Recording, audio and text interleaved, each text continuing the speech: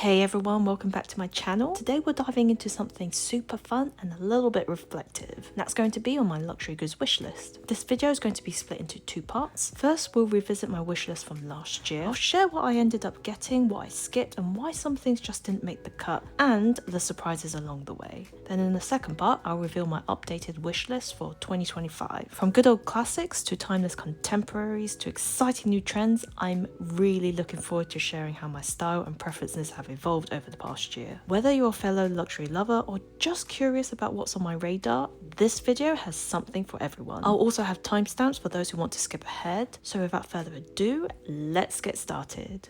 So, how did I get along with my 2024 wish list? Out of the 10 items I listed, I only actually bought 3 things on there, and they were the Saint Laurent belt, the Totem T-lock clutch, and the Webe's pochette bag and raffia and calfskin bag. I will say I'm really happy with these purchases. I did make the effort to see these items in store to really get a feel for them, trying them on and taking a closer look in person and giving it a few days to sleep on it before deciding to go ahead with the purchase. I have videos on revealing these items through unboxings and giving you my first impressions, which I'll link in this video. Some of you might be asking, do I still feel excited having these in my possession? Absolutely yes. They bring me so much joy having them and fill some key gaps for accessories, so they really do have a home in my luxury goods collection. I would love to dedicate a separate video to sharing more of my thoughts on these items. Watch out for them in the near future, especially when I revisit them after a year's use. In the meantime, let me give you an overview, starting with the Saint Laurent belt. So, originally I had my eye on the black leather Cassandra belt and the Le 66 belt. But this was where I surprised myself by going with something different, and I ended up going with this one in black patent croc style. This is still very much a statement piece and just what I wanted as an accessory to elevate my outfits. There's also been a surge in croc style handbags lately, hasn't there? Which tells me that it's a very hot style right now. This is actually from the men's collection, and I thought this spoke to me more than the belts with gold accents from the women's. One thing I do admire about Saint Laurent is their unisex styles, particularly their leather goods and accessories. The belt is no exception, so I'm really chuffed and beyond excited to have this piece in my collection. Whilst I love the way how the Le 66 belt looked after trying it on in person, I realised that the width of the belt was a touch too wide for my liking. I'm only 5'2", so my frame is petite. The last thing I want is to cut off my torso and shortening my overall frame, with a belt as wide as the Le 66. However, I found something else that offered a similar look. The piece I'm talking about is the fine Artemis belt in a black crocodile print with a gold buckle from Cézanne. This suited me far more than the Le 66 belt. For starters, the width is more to my liking and provides just as much of a statement as the Le 66 belt. I've actually yet to wear this out, but my first impressions is that the belt and the quality feels and looks great. Let's not forget that this is a fraction of the cost of the Le 66 belt from Saint Laurent. This was also a piece I bought just before Christmas when Cézanne were offering free delivery on all orders. This was an unexpected purchase, but it really got rid of that itch I had with Saint Laurent's Le 66 belt. This one from Cézanne, I was really impressed with, and I can't wait to wear this out. So, if you are interested in Saint Laurent's Le 66 belt, but wanted an alternative at an accessible price point, made with similar quality of materials and featuring the striking gold statement buckle, I would highly recommend this piece from Cézanne. It's beautifully crafted without the hefty price tag, making it a great option to consider. Moving on then, and onto my second luxury purchase last year, and that's Totem's T-lock clutch in the colour tan. I had been looking for the perfect tan coloured bag to round out my handbag collection, and this piece turned out to be exactly what I needed. Not only is the colour beautiful, but the versatility of this bag is truly what won me over. It's basically an all-in-one. It can be worn as a shoulder bag, crossbody, and of course as a clutch. I actually have a dedicated unboxing video on this piece, so if you'd like to take a closer look at the details, be sure to check that out. I've worn this bag throughout the summer and absolutely loved using it. What stands out the most for me is the silver hardware. It adds such a striking contrast to the tan leather, giving it a more modern feel. While it is at a slightly higher price point than some of the other items on my wish list, I felt this was genuinely a timeless piece and the versatility justified the spend. The more I thought about it, the more confident I became that it would be a worthwhile investment. It came across as a year-round piece, and everything about the aesthetics was very much giving me that quiet luxury vibes. And I have to say, I've not looked back on this purchase. It's a piece I'm truly happy with. It fits seamlessly in my wardrobe and something I really enjoy reaching for. And I'll be sharing a full 1 year later review in a year, so keep an eye out for that. And then the last piece I bought from my 2024 wish list is also another favourite, and that's the Loewe Raffia Pochette bag.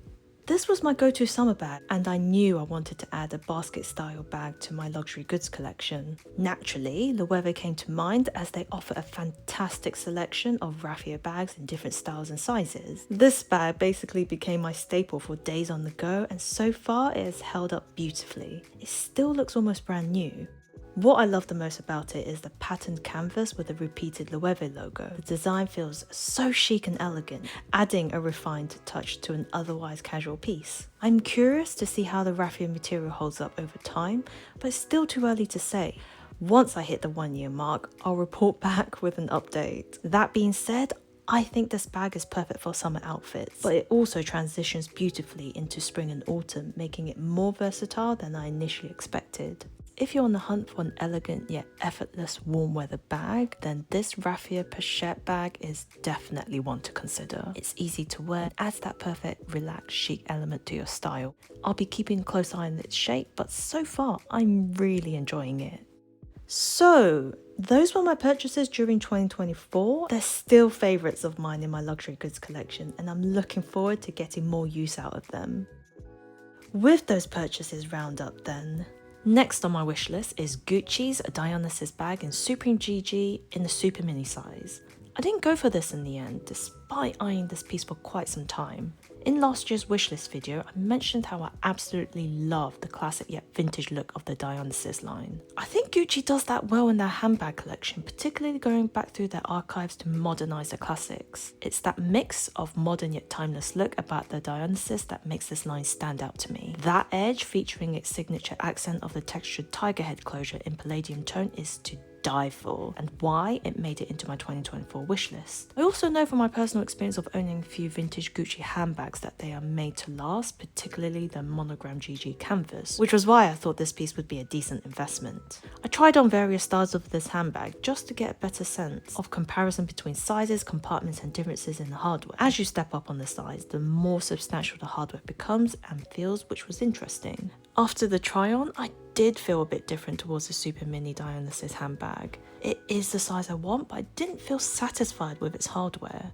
I wanted more, especially that heavy chain and crystal encrusted tiger head hardware. However, the issue was that as I went up a size, the style changed, steering me more away from what I originally wanted. Yes, the hardware stepped up in quality, but the price point started creeping towards that range, where I would rather spend that amount on a piece that truly felt like an investment at that price. There was also the issue on the practicality side. So, for instance, I'm currently using an iPhone 14 with the Apple phone case, and up to the Dionysus top handle bag, my phone doesn't actually fit perfectly inside the main compartment. Whilst I don't necessarily rely on the handbag to hold my phone, you still want that option to be able to pop it in there, right? Seems so odd to have picked up this little quirk from the try-on. All the more reason why you should always go see that investment piece in person before you make that purchase. Anyways, that's as far as I got up to with the super mini Dionysus handbag. I still adore the design and it's undeniably beautiful. But after weighing up and comparing with the other luxury handbags for the overall value, it didn't feel like the right investment. I would now consider this as a splurge, but right now I think I'm happy to keep this one on the back burner and look to the other brands who can give me that little bit more. I hope in 2025 there'll be more exciting iterations of this iconic line. I for one as a fan would be so eager to see how Gucci will evolve the design. For now, I'll be keeping an eye out on the Dionysus and admiring it from afar. Let's talk about Strathberry next, and last year I had the Nano Mosaic bag in the vanilla shade on my 2024 wish list. This was another piece that I ended up skipping, and that surprised me as I was convinced this would be my first purchase from the brand. Plus, I was thinking it would have been the perfect addition to my luxury goods collection for filling in that gap I had for a white/cream coloured handbag.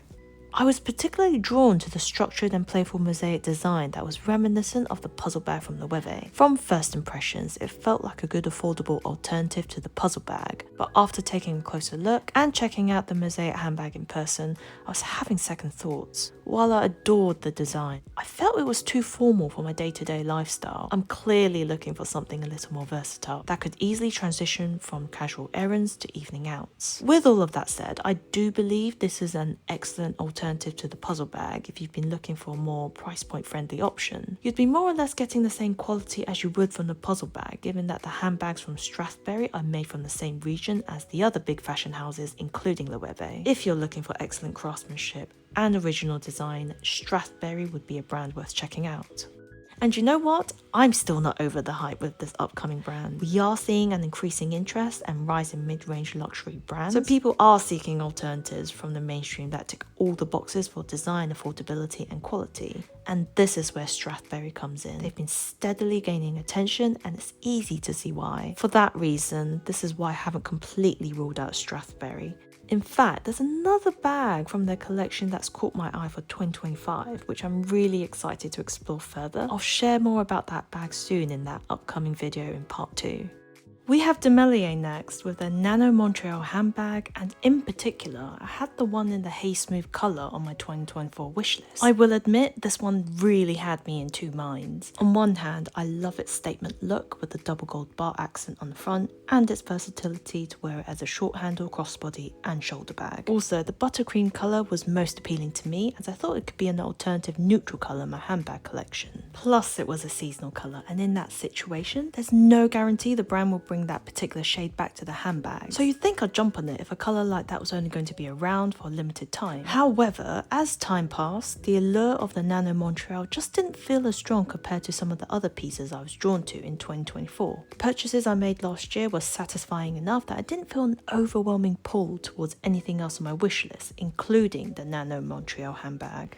It wasn't that the piece wasn't appealing, rather I felt content with the additions I already made to my collection, and that made it easier to step back from this particular piece. But actually what I eventually realised was that I have another piece in my handbag collection that gave me that mini bag fix with a short handle, crossbody and shoulder wear. And that's where my mini numero un from Polen comes in.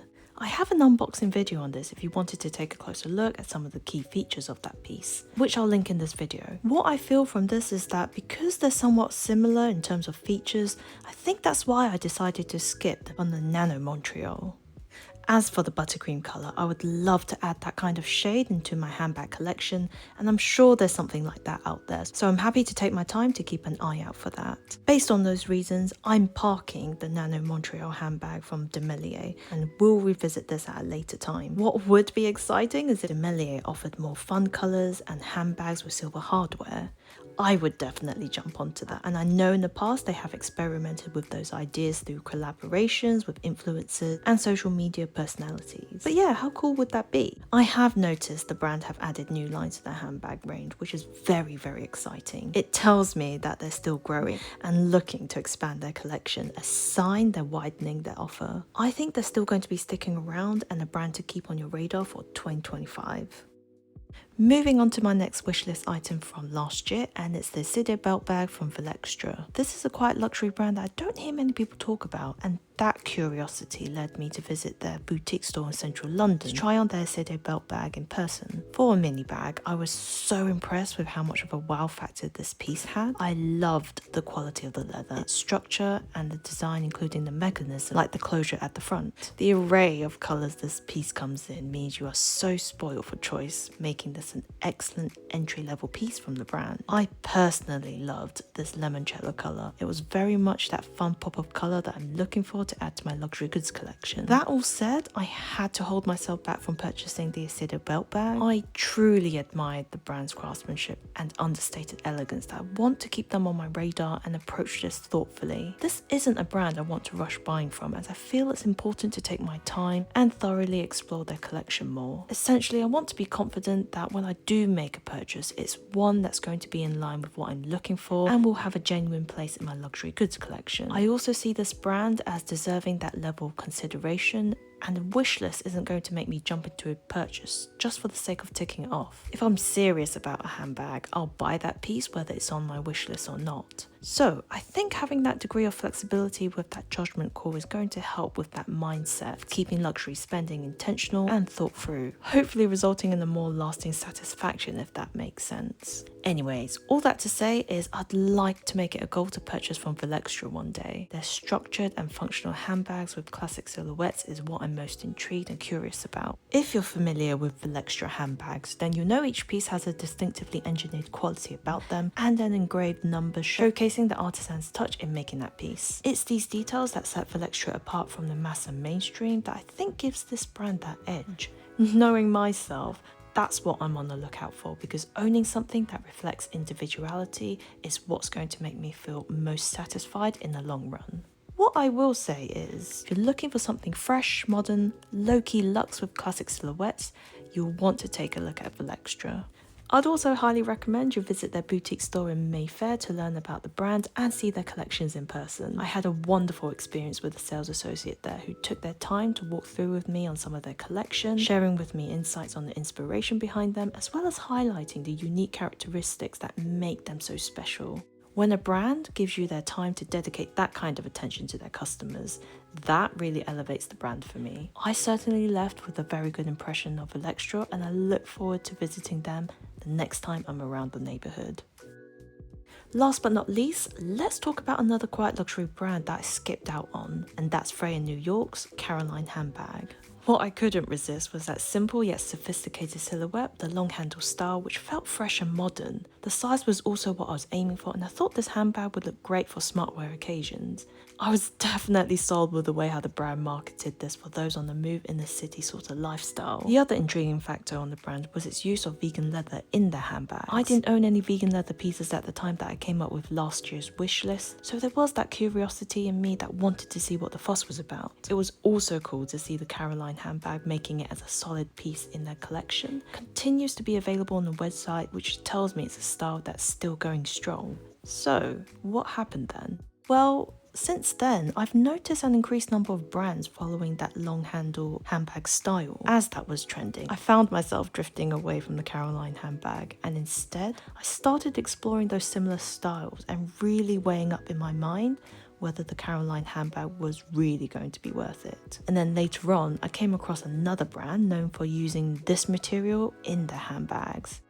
If you see my videos, you'll know I'm talking about Telfar. So the idea was that the Caroline handbag was going to fill that gap of being that alternative leather piece. But rather than purchasing the Caroline handbag, I instead bought the black medium shopper from Telfar. It's still a reliable everyday piece in my handbag collection, and I've managed to get a lot of use out of it. Last year, I made a dedicated video on my thoughts following a few months of owning that piece. I'll put a link to that video for those interested to hear more about that. Through that piece from Telfar, I managed to fulfill my curiosity of owning a vegan leather handbag, and I felt that I could let go of that desire for the Caroline handbag. Whilst the overall size of my shop is a little larger than I would like, I've come to appreciate this piece from Telfar for occasions where that space is extra handy for carrying more things.